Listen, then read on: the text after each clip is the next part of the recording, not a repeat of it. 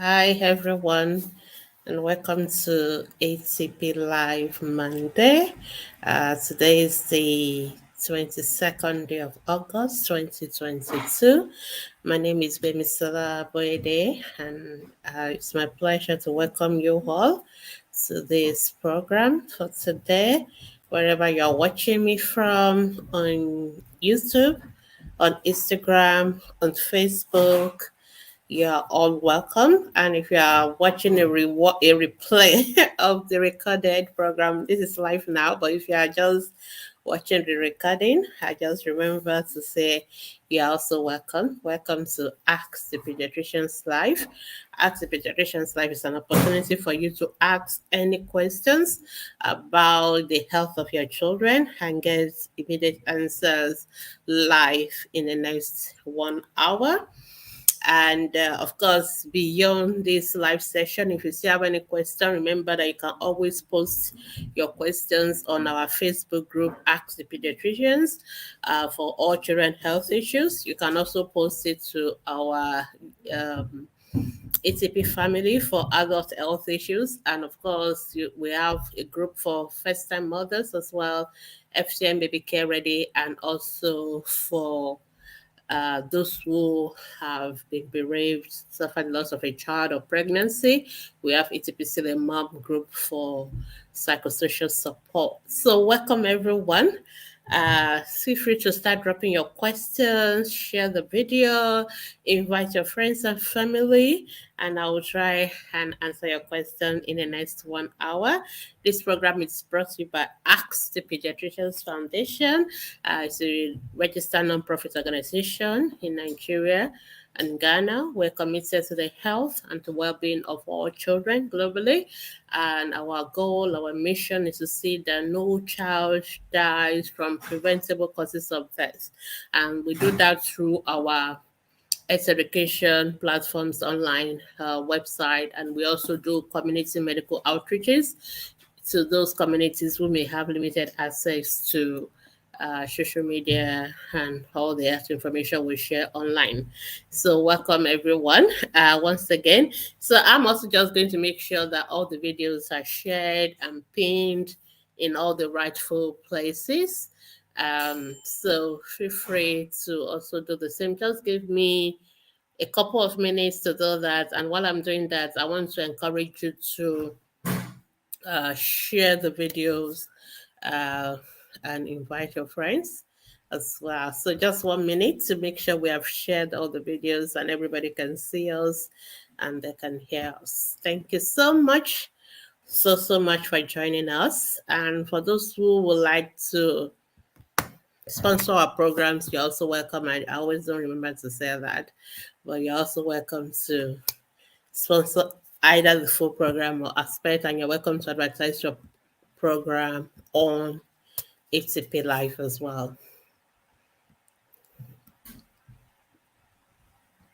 All right, so what I'm just trying to do now is to make sure that I've shared the videos to all our other groups and everybody can see and can hear. So just give me a couple of minutes to do that.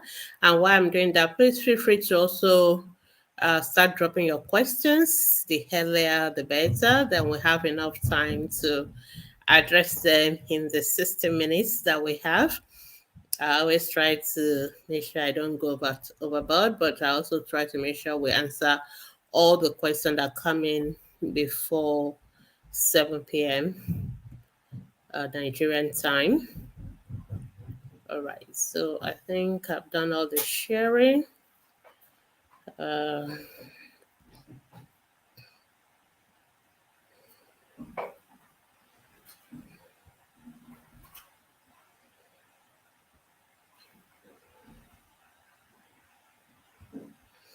I hope you're all having a wonderful day. It's a very lovely, cool day where I am. After all the heat of summer, we're beginning to have a cooler, lovelier weather. All right, so I think I'm ready. I just want to make sure the videos are pinned to the right groups. So just give me 1 more minute and I'll be ready to start. But start dropping your questions Okay, drop your questions. Drop your questions.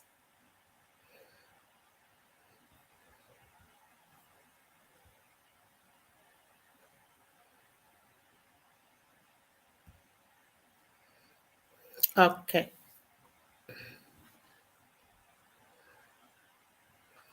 All right, I can see a few of you already on Facebook. Welcome, welcome, welcome. All right, and I can see those on Instagram. Welcome. Good evening, all of you.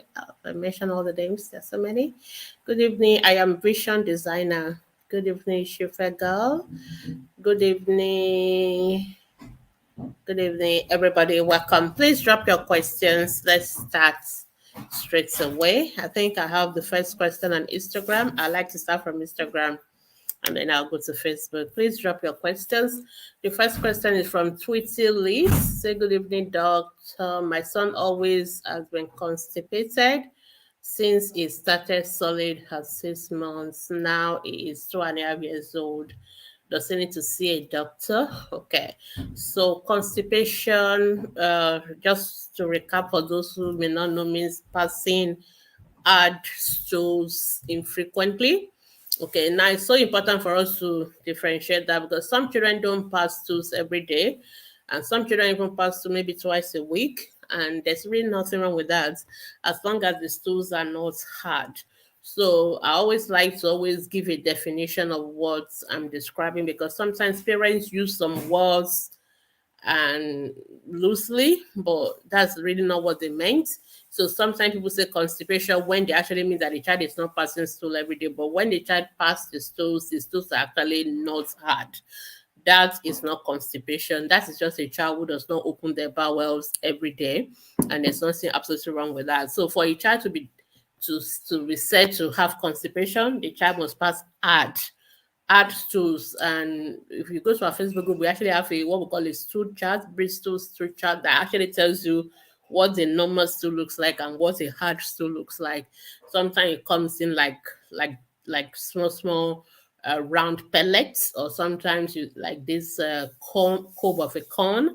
So when you see that kind and you see the child straining, sometimes they even have like wound or bleeding in the process of passing the stool, and they don't pass it often. So that is the definition of constipation. So if a child has constipation, number one, we try to do basic things you can do as a mom. Number one, the child must drink lots of water. Okay, it's so important that children drink lots of water, and and that will help.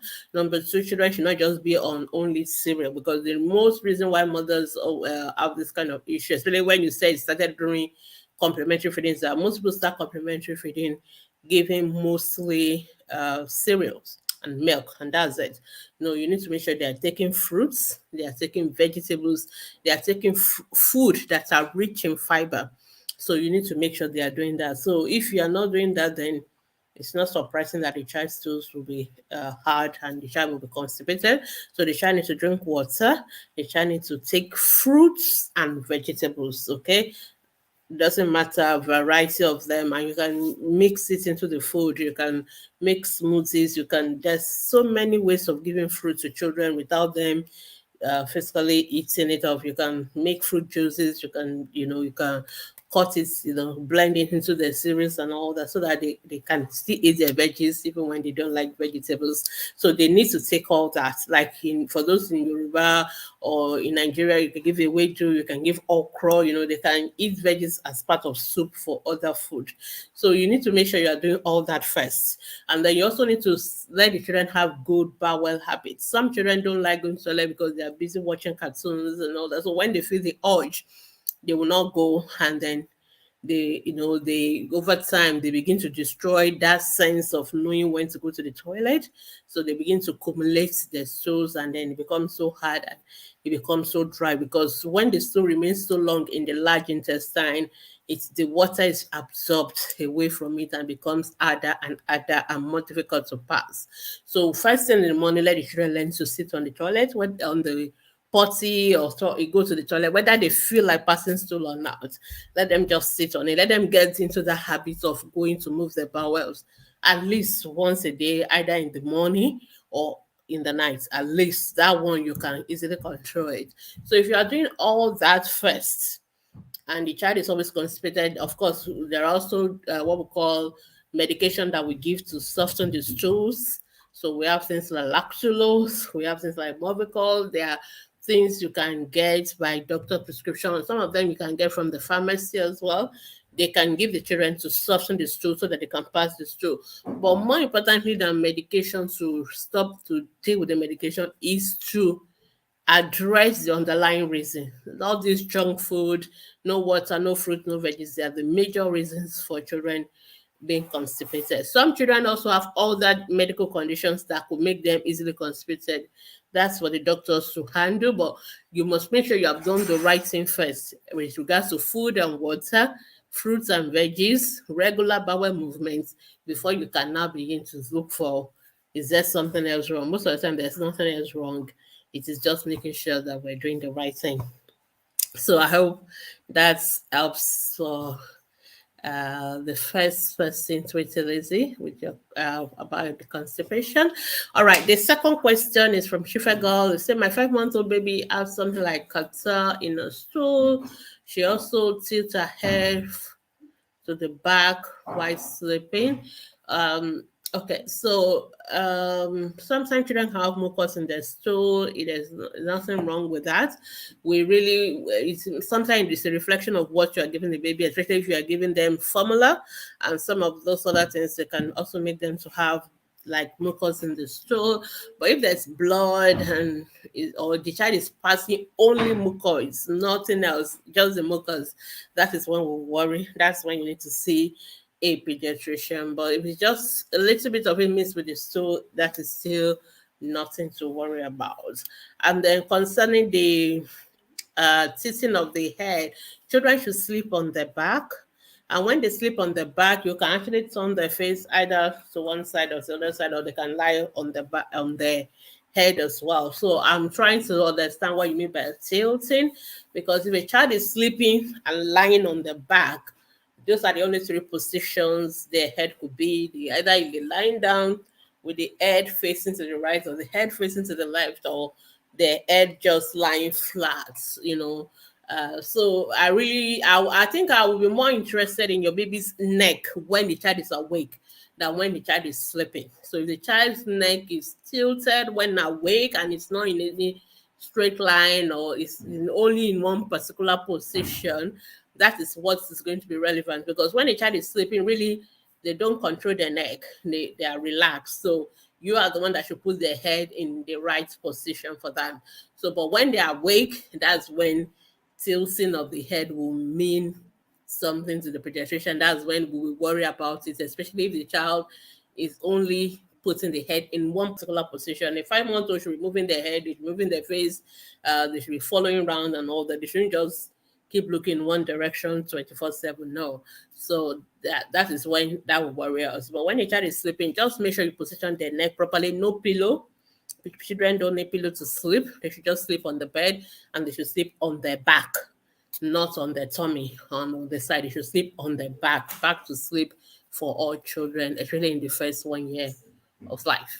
All right, so I hope that helps. All right, let me jump to Facebook. Can see a lot of questions there. All right, the first question is from Idouka Filas Lawal Badmos. Say, ma'am, what would be the cause of on and off stomach disorder for a 4-year-old that subside after defecating? So what do you mean by stomach disorder? So as much as possible, we always prefer you use just everyday language when asking questions. There's something called stomach disorder, even in medical jargon, there's something like that. So I don't know whether you mean, is the baby having abdominal pain? Are they complaining of stomach ache or tummy pain? That is more likely what I want to hear about from a 4-year-old. That I can understand that rather than saying something like stomach disorder. So if a child complains of stomach pain before they pass stool, and when they pass stool they feel better, there's actually nothing wrong. It's just some children complain of pain when they are constipated or all that. So there's nothing wrong. Since you already know that when the child has now gone to pass the stool, whatever the child is feeling seems to go away, then it's just, you must always remember that children don't know may not always know what to describe how they're feeling because they are not yet able to just they sometimes they tell you something, but it's just because they don't have the right word to say what it is they're feeling. So sometimes the child feels the urge that they need to go to the toilet and they will feel it as if their tummy is paining them. Their tummy is not paining them. They are just feeling like, oh, my tummy is full. I need to go to the toilet. And when they go to the toilet, they are back. So and they're fine. So it's you have to be very careful not to always take everything to mean there's a problem. Sometimes there's no problem, but children sometimes don't have the right vocabulary, especially in a 4-year-old, to describe what they're feeling. So if a child each time wants to pass through tells you I'm feeling tummy pain, then when to pass the stool, the child is better. That is not a disease or a problem. That is just a child trying to describe in the way they understand the feeling of their tummy is full. Especially if it's a child that doesn't go to move the bowel regularly and they wait until the last minute when the whole thing is now pressing on them, then that's is the way to describe it. So for me, I will not worry about that. But if your child is having like complaining of tummy pain, they are not constipated, there's nothing wrong with eating. Sometimes some children complain of pain it's just because they are hungry. There's really nothing wrong. So if they are not having any of those ones and they are complaining of pain and even rolling on the floor, they are really in pain, they can then that's when how we worry, and that's when you need to go to see a doctor. So if you want to rephrase the question, maybe using clearer words, that will be better. I can always address it, but my understanding of your question is the way I've answered it right now. All right, the next question say good evening, Ma. Thank you for the good works, Ma. Thank you. Please, Ma, my baby of 3 weeks is having constipation. Okay. His stomach is very hard and I'm on exclusive breastfeeding. Okay, I'm sure you've listened to my answer to the very first question I answered today. So a 3 weeks old baby tummy hard. It's not constipation. That's not constipation. Okay, constipation means your baby is not passing stool, and when your baby pass stool, it's very hard. That's the definition of constipation.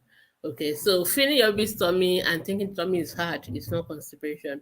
Your baby can have distended abdomen, maybe from gas and all that. That could make their tummy feel hard or something, so or other things. But you really need to, as much as possible, try and use simple everyday word to describe what your child is going through. Don't use the medical jargons because sometimes it may not necessarily mean you may use the jargon that doesn't really mean what you mean. So for a 3 weeks old, I want to know, is this baby passing stool? What is the texture of the stool? How many times baby passing stool? That's all I need to know about the baby. And how is this baby being fed? The baby on okay, the baby is on exclusive breastfeeding, exactly. Babies on exclusive breastfeeding don't have constipation. So if they have constipation, which means they are not passing stool at all, or they are passing very hard stool, and their tummy is distended, or they are vomiting, or something is happening, then we are worried about that. So we really need to look out for other things. So you tell me the symptoms, and then I will figure out what it is instead of saying it is constipation because it may not be. So there are many reasons why a baby's stomach could be full or distended. The commonest is the gas. When they have a lot of gas in their tummy, and sometimes when you press and they pass flatus, that is, then you feel like all the tummy just goes down. Another sometimes when they just finish feeding, their tummies feel full, and you can feel like it's hard as well, but doesn't mean. But after a couple of hours, everything's down again. So we really need to understand the scenario properly so that we will know the right answer to give. All right, it's a you Cynthia. Good evening, ma. God bless you. God bless you too, Cynthia. Young Spring, say good evening. Nice seeing you. Nice seeing you too. Is it possible for a baby or girl not to have a vagina opening? Yes, it is possible.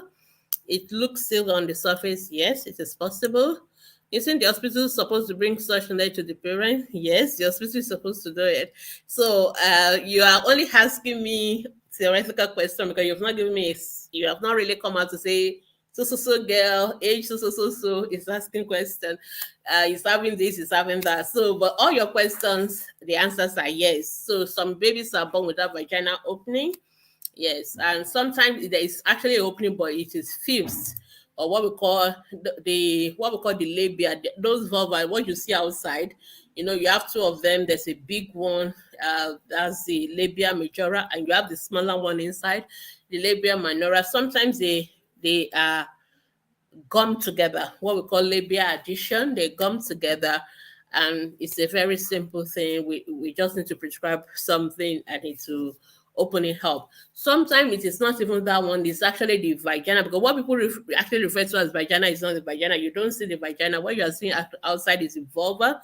The vagina is actually on the inside.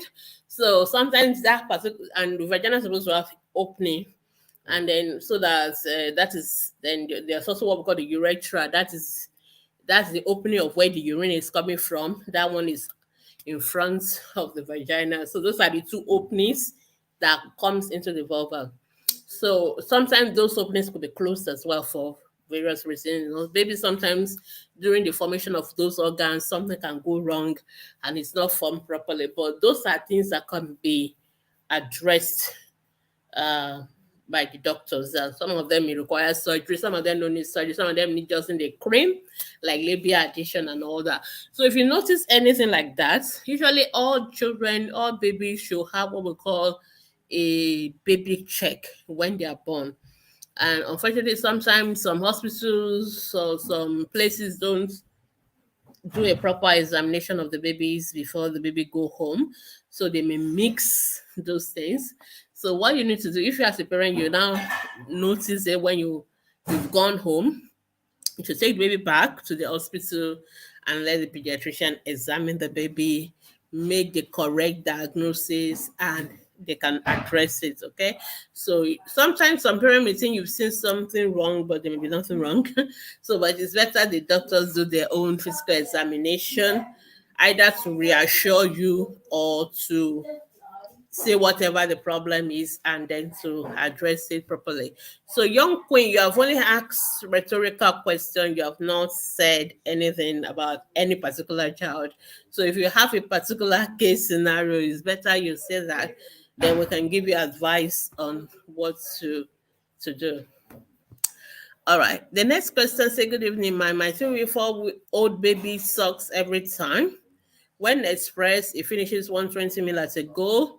We think we're giving him too much breast milk. Is this right? And if not, what can we do? It weighs about 4.2 kilos. It was 3.65 at birth. Okay, so what we normally recommend is that you breastfeed baby on demand.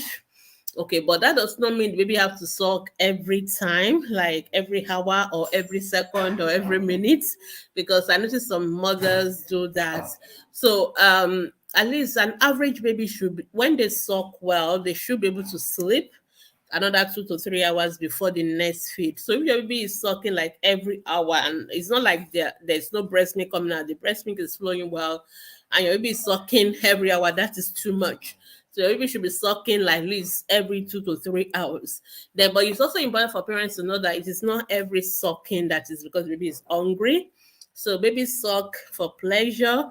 They suck because they just want to bond with their mother. They just want to feel you and all that. So uh, sometimes it's difficult for parents to differentiate. Oh, is this baby really hungry, or this baby just wants a cuddle, or sometimes. So mothers think every cry means I should give the baby breast milk. But with time, if you notice that if you just finish feeding your baby, the tummy is full, like you just mentioned, baby has finished 120 mils of breast milk, and then that baby is now crying again, you definitely know that is not hunger. You definitely know that this baby's tummy is still full of breast milk and all that. So you know that the baby is looking for something else. Either it's just in a cuddle, or baby is bored, baby wants to sleep, so you now know what to do, so it's so important. But on a as an average guide, most babies suck every 2 to 3 hours. So you don't need to be feeding them every time, every minute, every second. No, they don't need to, you don't need to do that. So you need to feed them when they ask for the food, you give them, of course, but that does not mean that you need to give them every second. Then there's nothing else you are doing rather than breastfeeding. No, that would be too much. And yes, it's possible to overfeed a baby, but on an average, most babies when they finish sucking well, they tend to sleep, and then they may go for the next 2 3 hours sleeping before they wake up, and then they are due for another feed. So that's the way it should be. So that's what we recommend. I hope that's okay. For first time mothers, you can get a copy of the FTM. Let me look whether I can share a copy of that. You can get our FTM baby care, FTM companion. So that will answer some of these kind of questions that you may have about how often should you feed. It starts about 14 chapters. Breastfeeding is one whole chapter on them. How do you know your baby's getting enough milk? How do you do this? How do you do that? And so your baby is obviously getting enough breastfeeding. Your baby is gaining weight well. So there's no problem with that. But just for you to know that your baby does not need to suck every 1 hour or every time. That would be too much for the baby. All right, but if you want a copy of the FTM companion, just send us a WhatsApp message and we'll try and get you one. Okay, I want to remove it now. Okay, all right. So now let's continue with the questions on Facebook. Then I'll go back to Instagram. All right. The next question say, good evening. What could be the reason a child weighs 7 kilos at 1 year? Okay, 7 kilos at 1 year means baby is underweight. Okay, but you didn't tell us birth weights. You didn't tell us what baby preterm. You didn't tell us so many information. You didn't tell us how the baby is feeding. So we cannot answer the question of why is this child on the weight. But an average 1 year old should weigh 10 kilos. So if a 1 year old is weighing 7 kilos, that child is on the weight, unless you can give us other information. For example, if your baby was born preterm, let's say baby was born as 1 kg.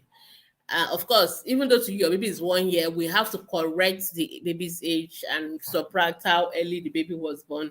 And baby may actually not get the 1 year corrected age. So the weight may actually be appropriate. So that's another thing we need to know.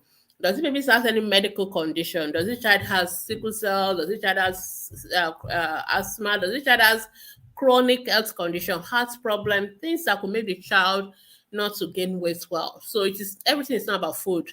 Of course, food is number one. So if the child eating well, the child getting enough food. So it's not enough for the child is active or sharp. Is the child um if the child is truly born at term and weighing 7 kilos, we're worried why. So we need to know that and we need to address that, because a child with 7 kilos at 1 year, if the child was born at normal time, full time, and weighing normal weight at birth, that child is underweight. So I will recommend that this child should see a pediatrician, because all children are underweight, and that means they are malnourished. They are already susceptible to infections, they're already susceptible to many other issues. So we really always want children to be at a good weight on what is age appropriate for them. So it's so important that, because you didn't give us all those other scenarios, all the other information, I can only answer this question at face value. So if I say a 1 year old who is weighing 7 kilos, that child is underweight, that child needs to see a pediatrician who is to figure out why, and who is supposed to address the why, and then make sure that the child's weight is age appropriate. All right, so let's just stop there and go back to Instagram. For those on Facebook, I'll come back. Okay, let me go. I think I've answered the question. Okay, I've answered that one. So yeah, okay. Pretty Lizzie has gotten the answer to our question. So Beauty School Artistry, say good evening, Doug. Is it fine to win my 8 month old baby now? No, it is not fine. Okay, I have to resume law school by October. It will be 10 months old by then. No problem. You can resume law school. You just keep breastfeeding your baby. I did the EBF and still struggling with complementary feeding. So why do you want to win the baby? I don't get. Okay, I understand you are going to go to law school in October. This is still August. So we still have September, we still have October, and you can still keep breastfeeding. I don't know what you guys do in law school, whether you're allowed to have your baby there or not, or whether you're going to stay outside the campus with a nanny or not. But really, you can breastfeed your baby if you want to, and even if you are not going to have your baby with the other people have your baby, you can express your breast milk. Of course, your baby is already taking complementary feeding, so you can always send the breast milk to the baby at home and all that. Everything is possible if you just really want to do it. At least make sure that you get your baby established on the complementary feeding. And if you say, "Oh, I don't want to breastfeed anymore," then when you are not going to do that, then you maybe have to go on age appropriate formula in addition to the complementary feeding. But you know that you are putting your baby at more risk of other things. So babies who are not being breastfed, they are all those formula, all those food, they're not going to protect your baby from infections. They're not going to do all those things that breast milk does. So at the end of the day, you may see out end up getting stressed in the law school because they keep calling you because your baby is sick and this and that. So sometimes you have to look at it from the holistic view, in other words, do you want also to be called out another? But if your baby is healthy, then law school is easier for you. So just look at it. But there are, because I don't know all your different challenges that you may face, and I don't know how stressful things will be, but I just know that it's possible. And now I'm just going to address the way we normally address mothers who are working. I mean, some of us were working even when we're doing exam breastfeeding. So sometimes it's possible. Everything is possible, really. If you just put up your mind that you want to do it, you can do it. There are always ways around overcoming that. But the most important thing is that your baby should be fine. Because if your baby is not fine and your baby is sick, you will see end up being stressed out.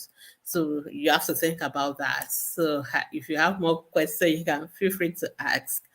All right. We want you to breastfeed as long as possible, not less than 2 years. Yeah, at least do 1 year, at least minimum. I think you can try that. All right. Shifega said, "Doc, please, do you have a good neurologist here in Abuja that can examine my 5-month-old baby? I went to my hospital and patient said baby is okay. It's too early to diagnose anything." I don't know what was the issue before.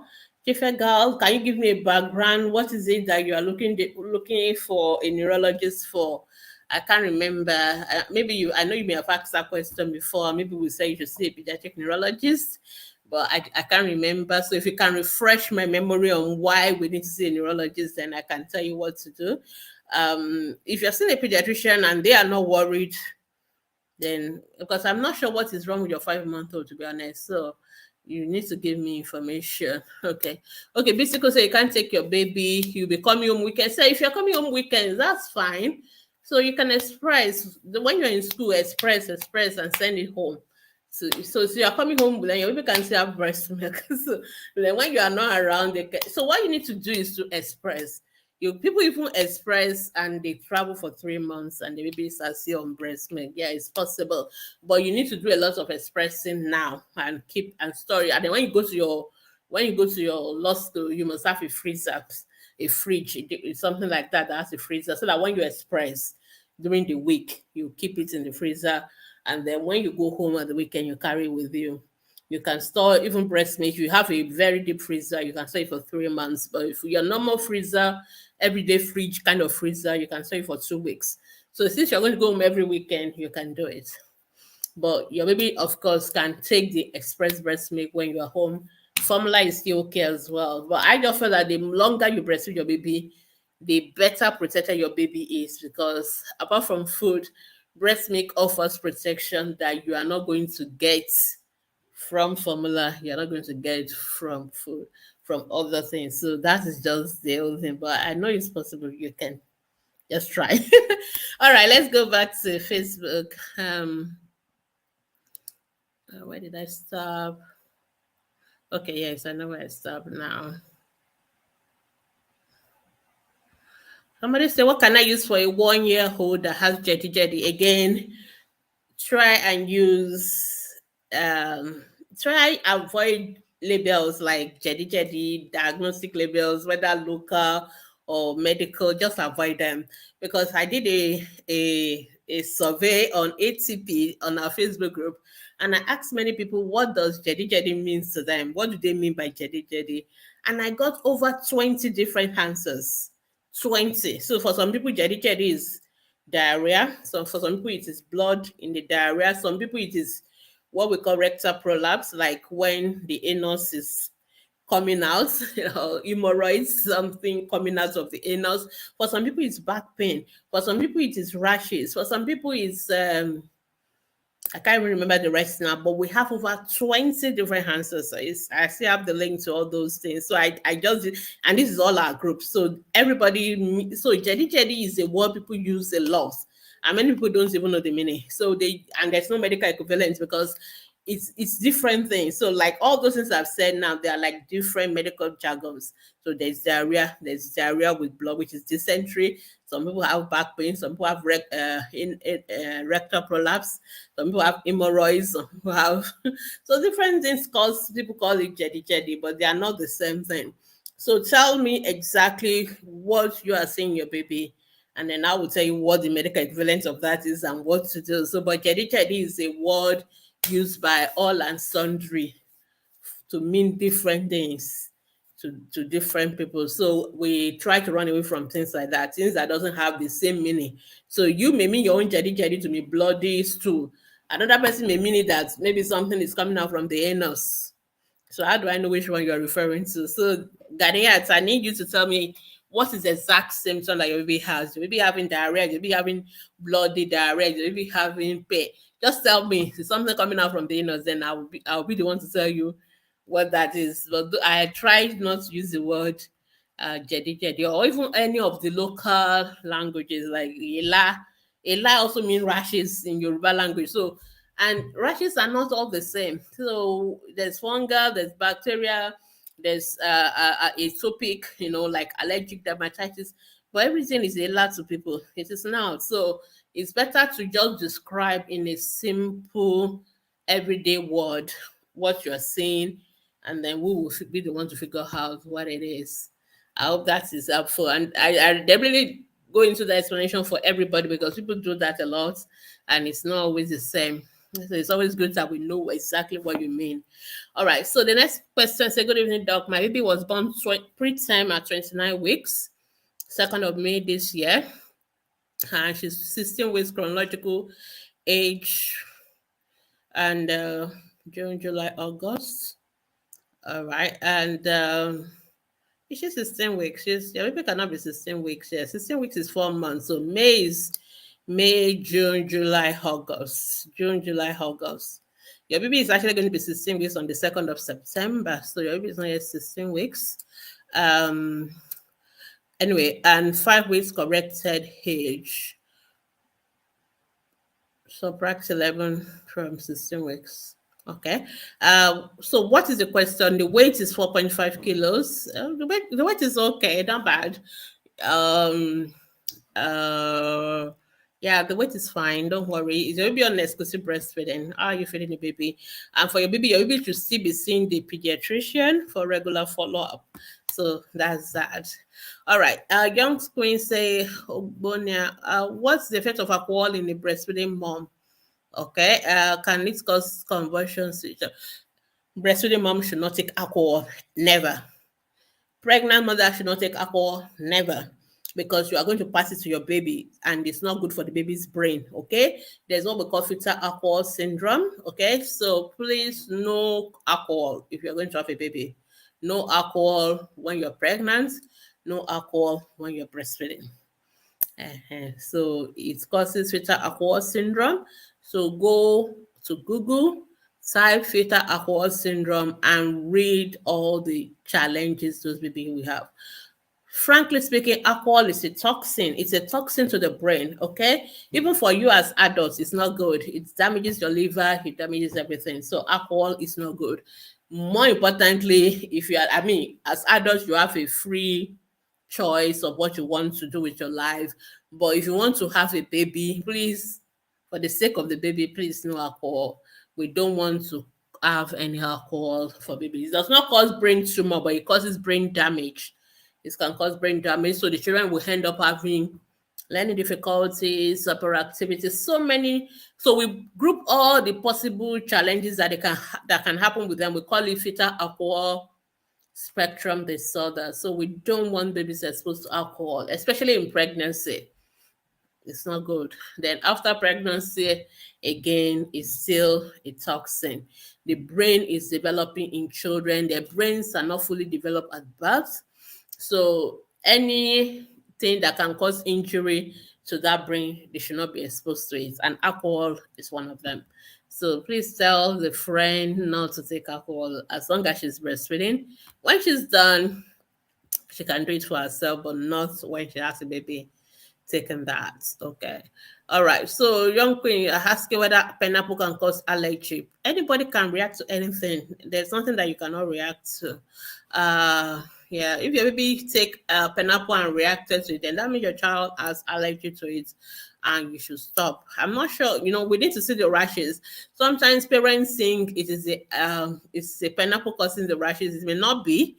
So it is possible that it's just a coincidence, but there's a way rashes from allergy looks like. They tend to cause itching, they tend to be red, then they tend to spread in those areas and all that. So those ones, and you will notice that each time the child takes that particular thing, it will happen again. So you know that definitely it is that particular product, but there's nothing that anybody cannot react to. Even people react to water. Some people react to hot water. Some people react to cold water. I mean, as common as water is, some people actually can react to it. So there's nothing anybody cannot react to. The most important thing for allergies is that if you know this is what I react to, you avoid it. That's the end of it. You just avoid it. All right. Thank you for this, ma'am. Actually learning a lot. You're welcome.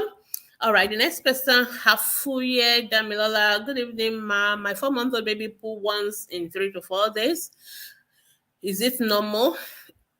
What really matters, Afoya, is whether the baby pass the stool texture itself, not the frequency. Is the stool watery, hard, or not? That's actually more important. So for that, Minola. So if your baby is passing normal texture stool that look like sausage or that looks, soft, then that is, or pasty like, that is normal stool. So whether baby passes every 2 days or 3 days or 4 days is fine. But if the stools are hard, like pellets or like corn of, the way cobble, like when you have a corn on a cob, the way it looks like, then that is constipation. And that is we've already arranged how we handle constipation. Give a lot of water, fruits and vegetables. Your baby is 4 months old. Your 4 months old ideally should be on exclusive breastfeeding. So if your 4 months old is not on exclusive breastfeeding and you're giving formula, then you need to give plain water as well, so that the baby will not be constipated. It's always written on the tin of the formula that if you are giving formula, you must also give plain water. Not that you have to give too much of water, but you still need to give a little bit of water.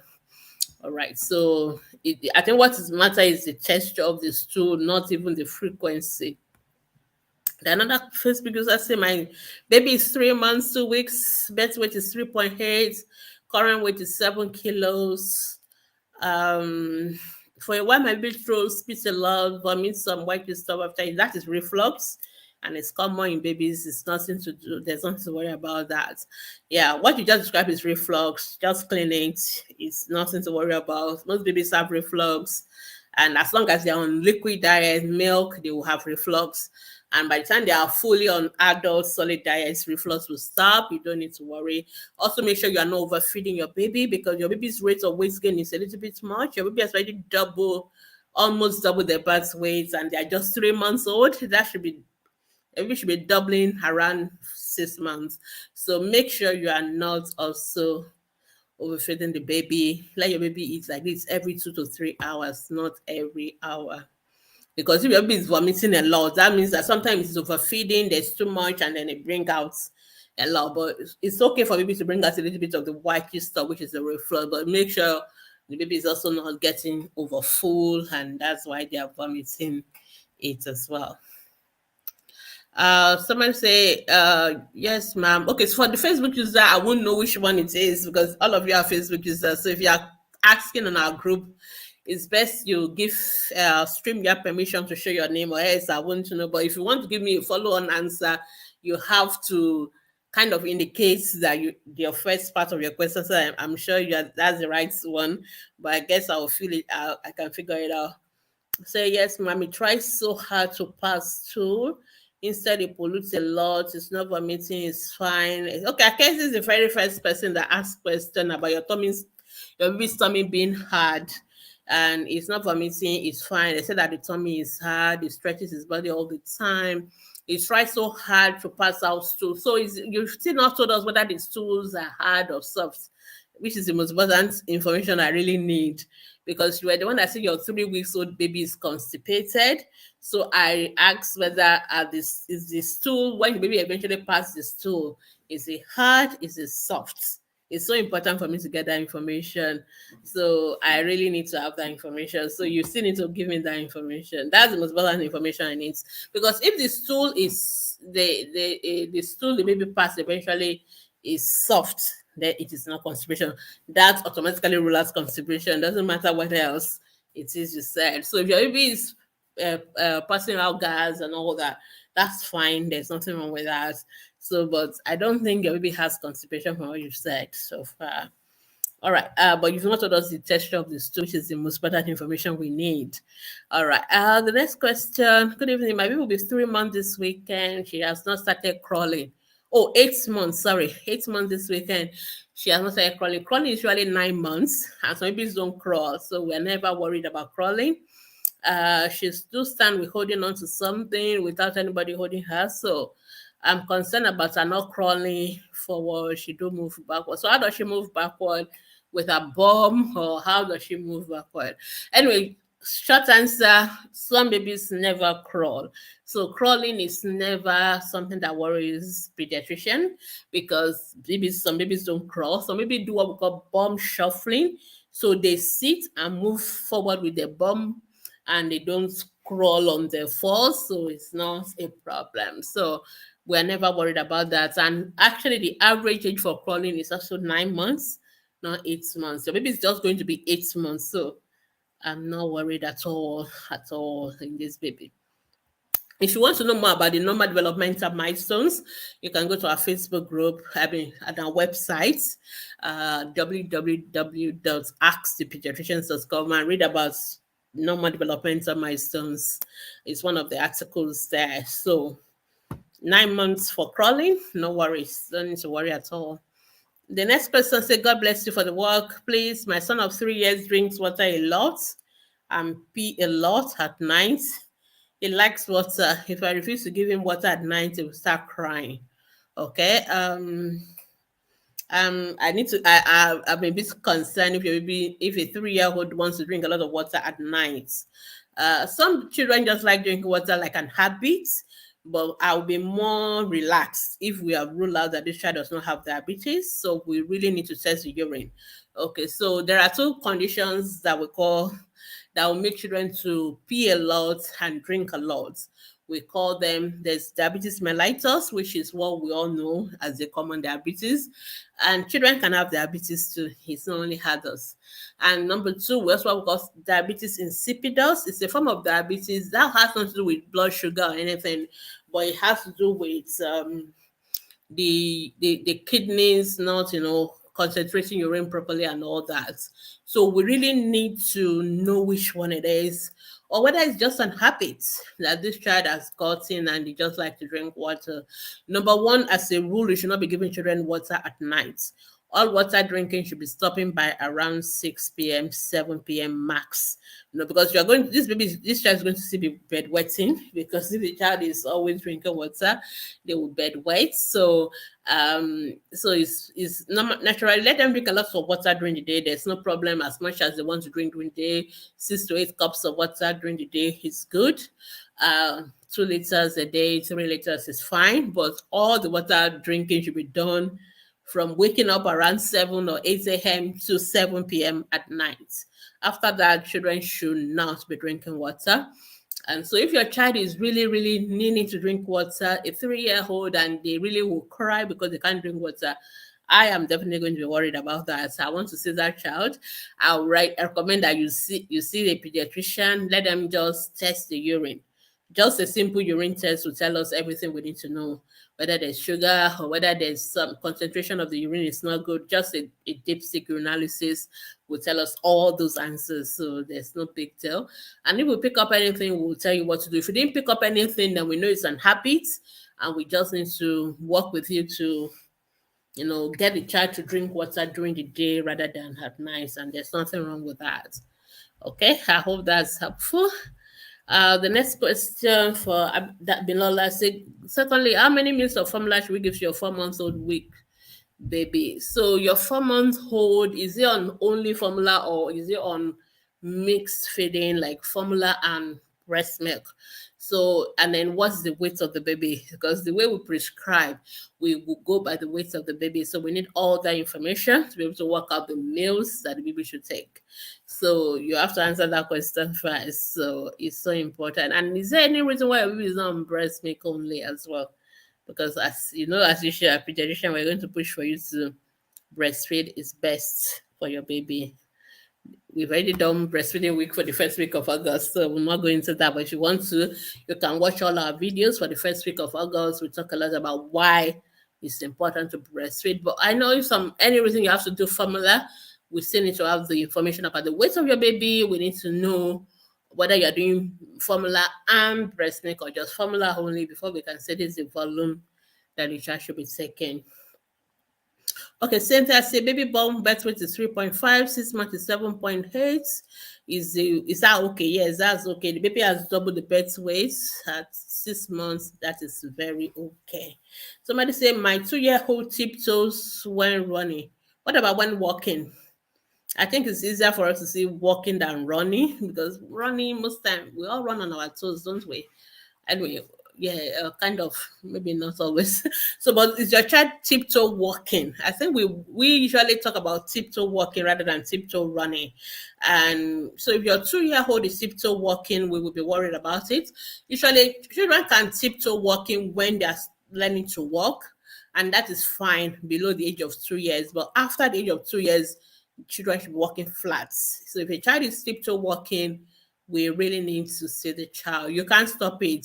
We need to know why first. So there's nothing you can do. You can encourage a child to walk flat. You can remind them. You can let them wear shoes that will keep, like especially the canvas or those kind of shoes that will keep their feet flat. So those are things you can do. But some children, it's an habit for them. If there are other issues, we really need to know to make sure it's nothing we need to worry about. So if a 2-year-old is tiptoe walking, I will recommend you see a pediatrician for a proper evaluation first to rule out the causes of what we call persistent toe walking. So any walking on the toes after the age of 2 years, we call it persistent toe walking, and that needs to be addressed by a pediatrician. Onyezi Chinaya, my baby was born at 36 weeks.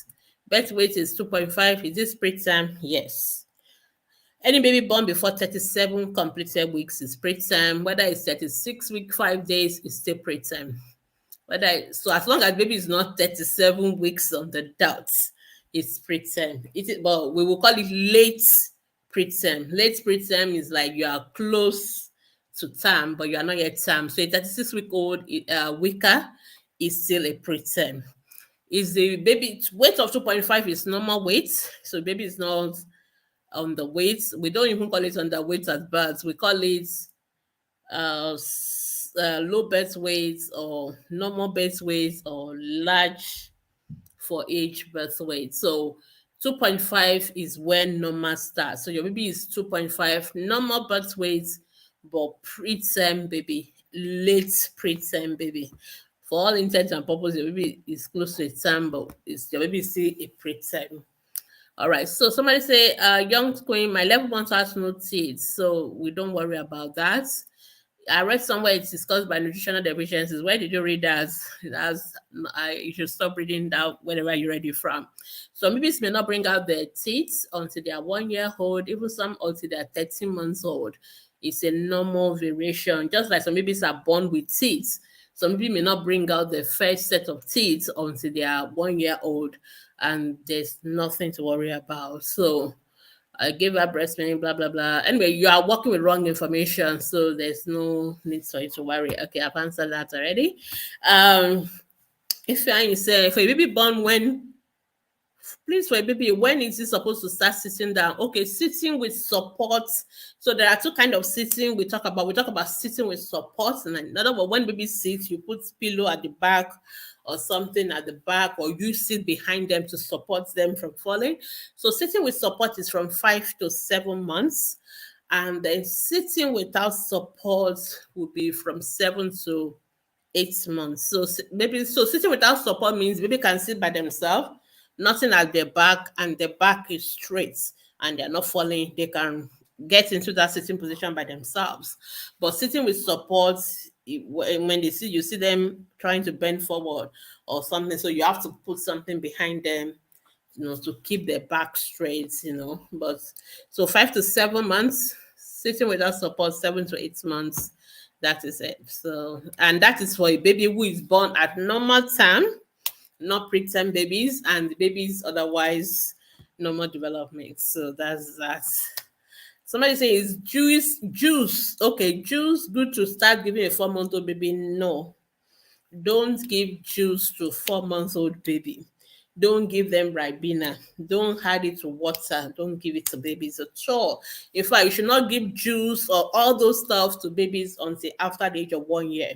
The only beverage a baby should take from 0 to 12 months is milk and water.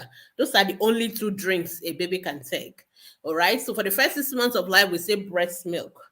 After 6 months, when they start taking other food, they can take water and milk, whether breast milk, formula, any milk, but no juice, none of those things. They can take fruit from 6 months. So if you get your own orange in your kitchen and you squeeze it out, your watermelon or your banana, you squeeze it out, you can give them that.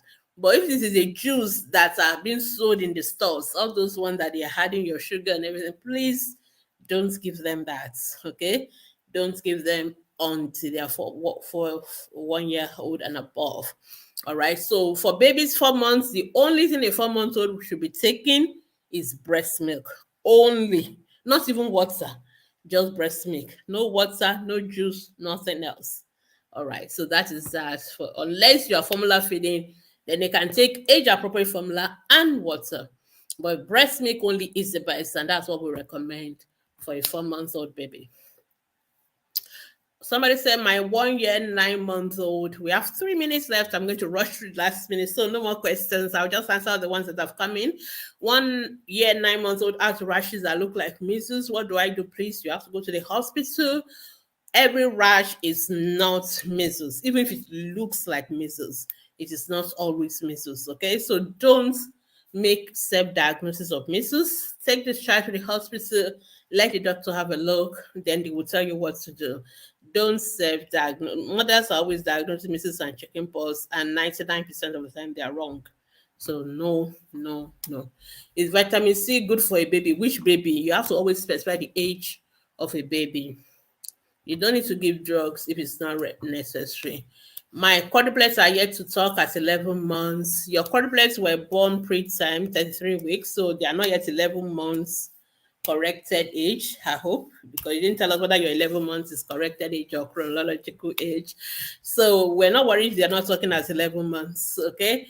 Most babies start talking from 1 year, 1 year, one word, 2 years, two combined words, 3 years, 3 word sentences. So give the children time. So the speech therapist will only want to see your baby at 2 years if they're not yet talking, not before that time. All right. Okay. You've changed it to 23 months now. All right. So if when your baby at 2 years old and they don't talk at all, see a speech therapist. That's when to see a speech therapist. Somebody said my 6 month old baby don't drink water at night. It drinks during the day. There's nothing wrong. As long as child is drinking water, like I said, one children drink water in the daytime before bedtime. Should I give my 1 year, 6 months old water at night? Why? You don't need to give them water at night. I already mentioned that let them drink water during the daytime as well. Most children should sleep at night. They should sleep through. They shouldn't be waking up to eat or waking up to drink or waking up to do anything at that age. Okay, below the age of 1 year and or if they are still on breast milk, yes, they can wake up to breastfeed and all that. But all your children are full family diets. They should eat all their food. They should drink all their water in the daytime, not during the night. So that's what we recommend. 6 months old baby chewing empty mouth. What does it mean? It mean nothing. Doesn't I don't really. It depends on how it looks like. So you may want to see us. Babies do they chew. They can do that chewing movements. But if the child is unconscious when doing it, as if the child is not awake, because sometimes some children can have convulsions and it looks as if they are, what we call lip smacking and all that. That's we worry us. But if the child is awake, playing, otherwise well, doing that chewing movements, we'll not be worried about it. It also may be a sign the child is telling you, I want to eat or I want to drink breast milk. Then you feed them. All right. The second to last question. Please, my 3 months old baby pull greenish mucus with seed stool for over a month, plus 4 to 5 times a day.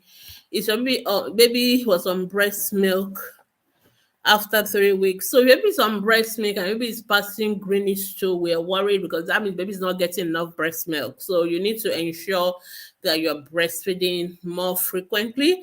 And when you breastfeed, ensure that your baby empties one breast and then you switch to the next one. Don't just give only the beginning part of the breast milk, which we call fore milk, which is more watery, and then you switch to the next side and maybe take fore milk again. So that means just taking much of liquid water rather than the full milk.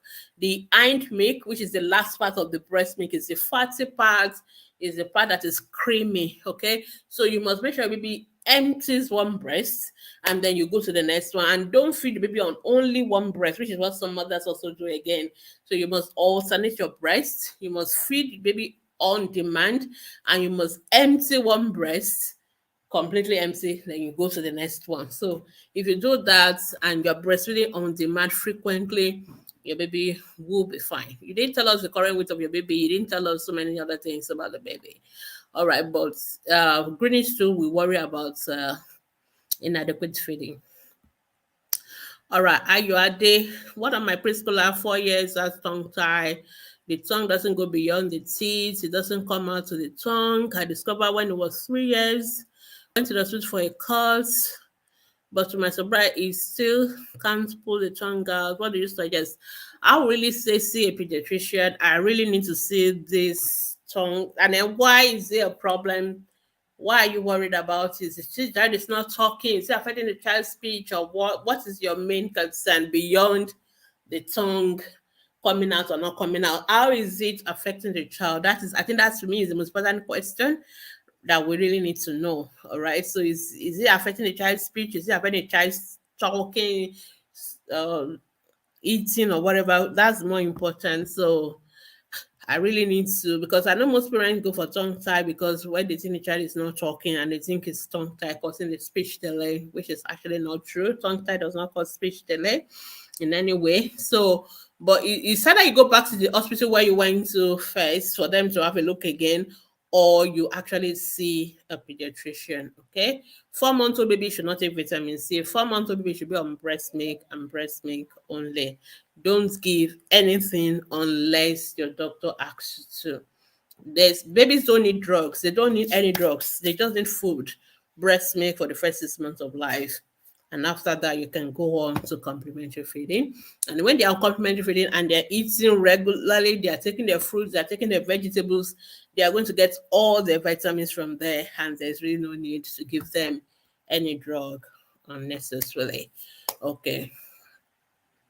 Okay, if your child is talking, but I always feel bad. Why? I don't understand. It can't pronounce words correctly. If your child cannot pronounce words correctly, I will recommend seeing a speech therapist first, rather than going round cutting tongue tie, because most time it has something to do with tongue tie. So I would recommend you see a speech therapist, but you can also see the doctors about the tongue tie. Some babies can truly have tongue tie that needs to be done, but we need to see the child first before we can know what is wrong. But sometimes when children have speech problem, it's nothing to do with tongue tie. So, but mothers always make the diagnosis of tongue tie, and that's it. So it's so important. All right. All right, let's just answer the remaining questions on Instagram and we round it up for the day. Let me see where I stop on Instagram. All right. Oh my goodness, why did I stop?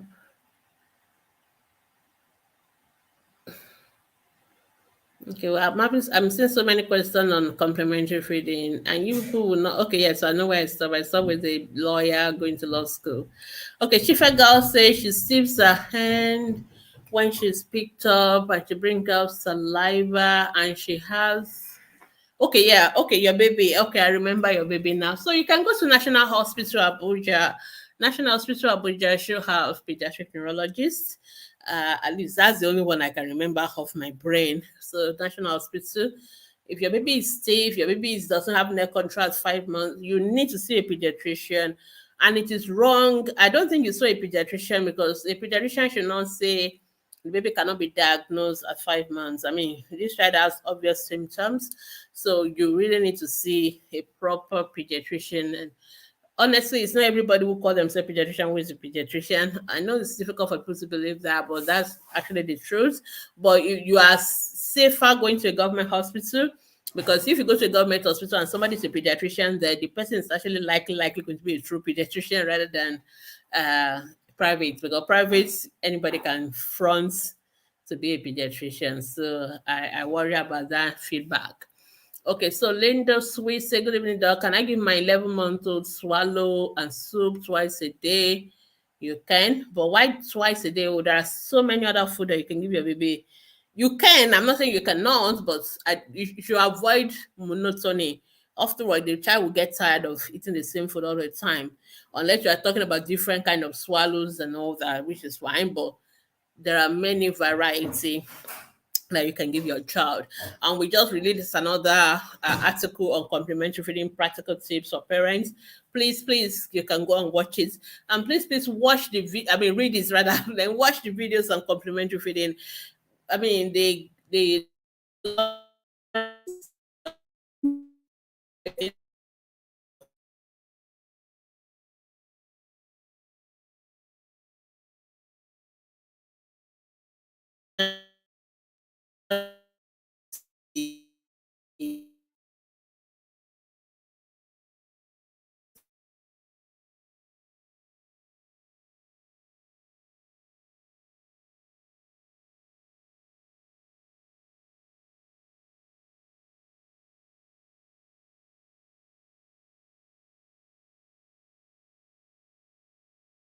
I mean, I don't know why you're worried about that. I want you to try to react to sudden noise, unless there's a reaction that is abnormal. But that tells me the child can hear. So that's what I want. And sweat a lot has to do with temperature. Is the room hot? Is it wet? Are you overdressing? So check the weather. If it's all summer, reduce the layers of clothing. Children don't always have to have clothes. They don't always have to wear socks. They don't always have to wear socks. They don't always have to wear shoes. They don't. All right. It's not written in the constitution. Dress children according to the weather. When the weather is cold, yes, they can wear all those extra layers and cap and socks and everything. But when the weather is hot, please light cotton wears without all the gloves and socks and mittens and everything. So sometimes we overdress babies when we complain they are sweating because we are dressing them too much. Laura say, good evening. God bless you. My baby of 6 years always has low appetite for food, and she takes tea in the morning. She vomits. What should I do to help her? It's a little bit difficult. Some people are just picky eaters. They are not going to be big eaters. There's nothing you can do. So what I normally recommend for those ones is give them what they like and just let them eat as much of what they like as much as possible. Just encourage them. If the child is vomiting with tea, then don't give the child tea. I mean, I don't know if the child vomiting with other food, so give other breakfast, give other things to drink, cereals, whatever. The child will not vomit. So some children are just picky eaters, fussy eaters. Then you've not told us the weight. So if the child's weight is okay, we are not going to worry about it. Just give the child what the child likes as much as possible and just keep encouraging them. Sweet D, well done with the good works, Ma. Can I give my 9 month old boiled egg? Yes, you can. You can give boiled egg as even from 6 months. Uh, Ego honey, my baby is 5 months and a pool has been green and more liquid like that is starvation stool.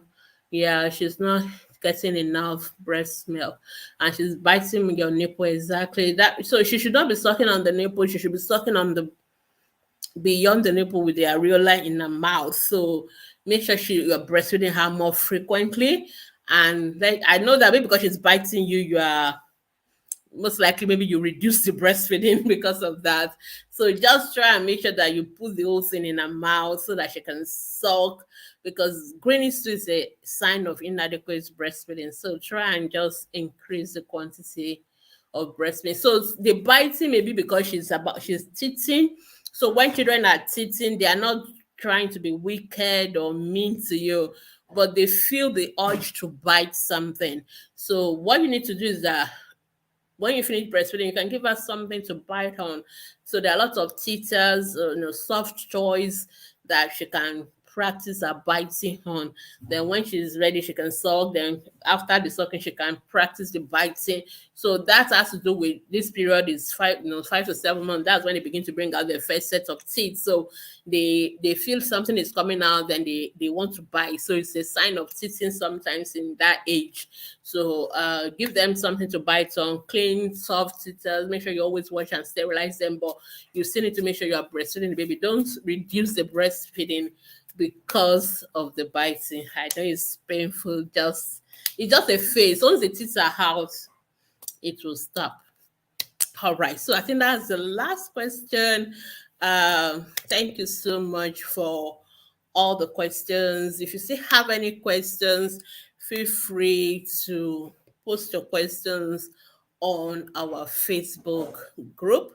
From Mondays to Saturdays, we'll always answer your questions. So thank you so much for joining me. And on Thursday, you can also listen to a live broadcast on Fresh Wave Radio and also all our social media platforms where I talk about topical health issues that affect children. And you can always watch past episodes on our Facebook page or our YouTube channels.